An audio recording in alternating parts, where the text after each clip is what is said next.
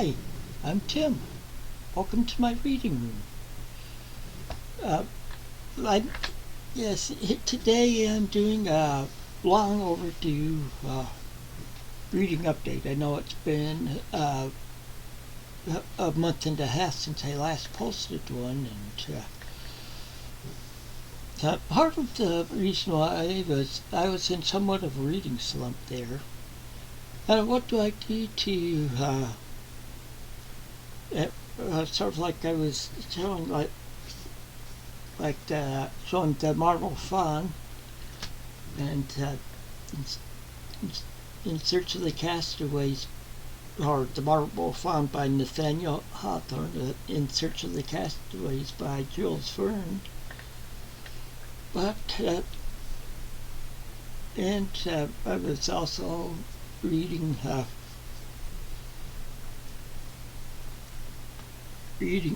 or listening to Of Human Bondage, which I haven't finished yet. I have like 6 hours to go on that, but I just set that aside for now. It's on an ebook that I got free off of LibriVox, so I can listen to the whole thing again easily.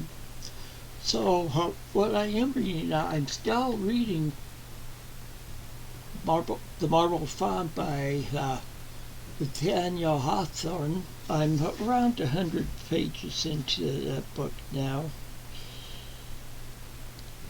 And see, it's just been some dry read for me, and pretty much so it was putting me into a reading slump some, and so I am currently reading it though. And but what I do when I get into a reading slump? Why, I take more books, like physical books and e-books, and start reading them, hoping that I put them in the rotation with the other ones, hoping that I'll be able to get them done soon. Well, the first one I added, it was on June 6th, which was D-Day. See, if you can't tell, I'm a veteran, U.S. Air Force veteran. I was in Desert Storm, so deployed for that. But anyway, and I was stationed in Germany for 6 years of the 10 years I was in the Air Force. So I managed to see some of these sites over there, like I've been to Normandy, on the beaches, and at the American cemetery there. And so I was watching The Longest Day, my favorite D-Day movie with John Wayne in it, or John Wayne and the other big cool cast of characters that it's hard to beat for a lot of these war movies. But then I remembered I had recently, at a library sale, I picked up a book that really talks about D-Day and some of the stuff around that. This is by David Eisenhower. It's Eisenhower at War, 1943 through 1945. It's written by David Eisenhower, Dwight's grandson. And he did a lot of research into this too, along with talking with friends, family friends and stuff. But see, this is taking me some time, because you notice how small the print is here. And with my eyes, it gets to be fun, so I can only handle so much of this at a time, but I like it so far, and it has over 800 pages in it too, if I remember right. Yeah, it has over It has over 800 pages in it, so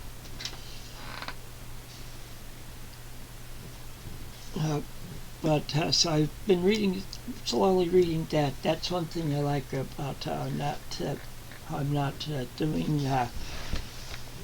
trying to finish stuff by the end of the month. I might some like then I see around a week after I started reading that. I started reading this one. I figured, hey, it was June on the range. So I'd see how much of this I could get done. This is around the middle of June. I ended it just like last week, so I was a little behind. This is A Long Chase by Max Brand. It's about a guy named Tom King. He had left home years before. His dad lived pretty much lived on a mountain,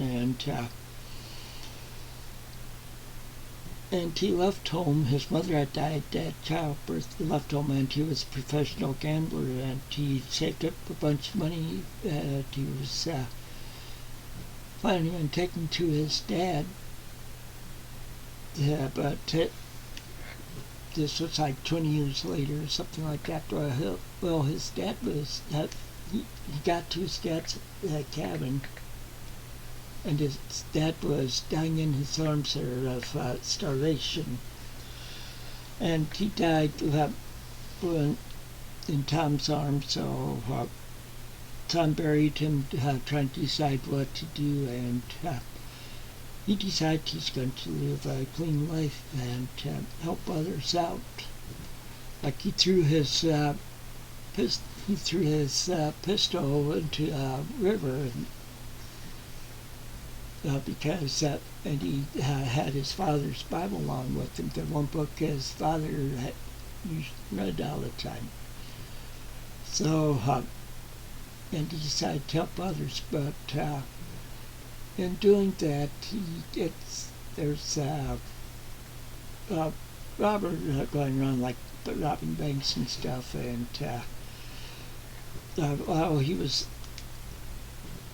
walking, he met this one, and earlier in the book, he met this guy's wife and daughter. He rescued the guy's daughter out of a well, but this guy's name was John Carver, and he was but everybody knew him as a White Mask if they didn't know his name, because of the robberies and stuff he's been doing. And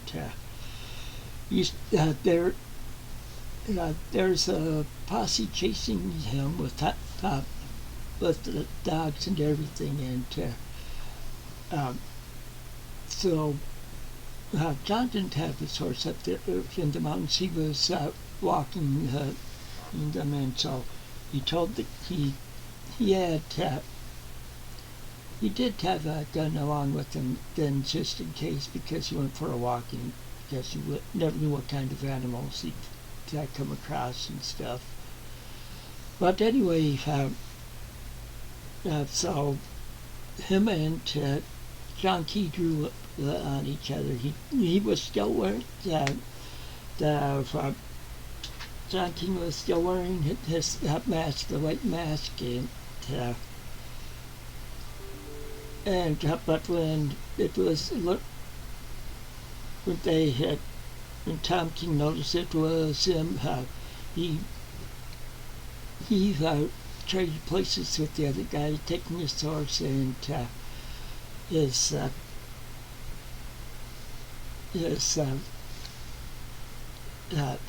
mask. And see, before when the guy he first saw John King, they had drew on each other, and Tom was faster and wounded them, and Tom helped him bandage up his wound, and then he took off on his horse and led the posse away from him, and they finally caught him. And what this guy does is saying that what John Carver was saying is that he had done it all along, and Tom was and so he was sentenced to prison. And Tom swore he'd get even with them because I'm not going any further in it with this because I don't want to do any more spoilers than I probably have done. So those are the physical books I've been reading. For e-readers, here on my Nook, I'm reading. I'm in the middle of the book In Search of the Castaways by Jules Verne. I've been reading the Jules Verne books in the order in which they were published, and it's pretty good so far. They're trying to find that they had discovered a bottle that was in a shark that they killed, that was killed, and this group the head of the group is Lord Glenharvan and some friends and his wife and stuff, and they have the shark was pretty much jumped on their was jumping at them, like jumped on their boat once, and well, this is more like well, anyway, they managed to get the shark on board and kill it, and there was a bottle inside of his stomach, and they got it out. It was an older bottle, but it was written in, there was 3 sheets in there, one in English, one in French, and one in Spanish. Latin. And they were, and they had to work with all 3 of them to figure out the message, because it was location about famous disappearance of a boat few years earlier. So they're embarking on. So the book is they're embarking on trying to find that. They're like in Chile now, searching. So it's pretty much like going around the world just about. So that's that book. And then, of course, I was friends with Scott Bryant for shortly after they had joined Facebook. Him and Becky were participating in March Mystery Madness, where I've been a co-host there for several years, and so Scott had noticed, commented that to me, and I read about a lot of the same stuff, especially with mysteries and stuff. Well, earlier, back in like January, he had shown books that he wanted to read this year, and looking for buddy reads. People want to buddy read it with him, and